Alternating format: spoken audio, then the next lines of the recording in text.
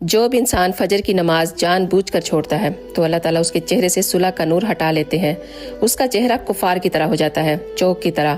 اور جو انسان ظہر کی نماز جان بوجھ کر چھوڑتا ہے تو اللہ تعالیٰ اس کے گھر سے اور اس کی زندگی سے رزق کی برکت کو نکال دیتا ہے۔ کما کما کر وہ تھک جاتا ہے لیکن برکت نہیں ہوتی۔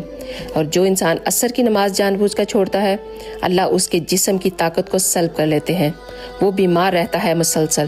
اور جو مغرب کی نماز کو جان بوجھ کر چھوڑتا ہے تو اس کی اولاد سے کبھی بھی اس کو نفع نہیں پہنچے گا۔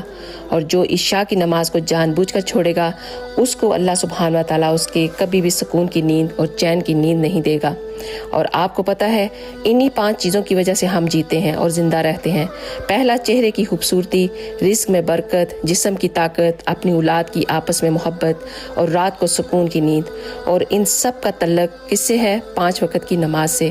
تو اپنی نمازوں کی فکر کرو، یہ دنیا کی خود بخود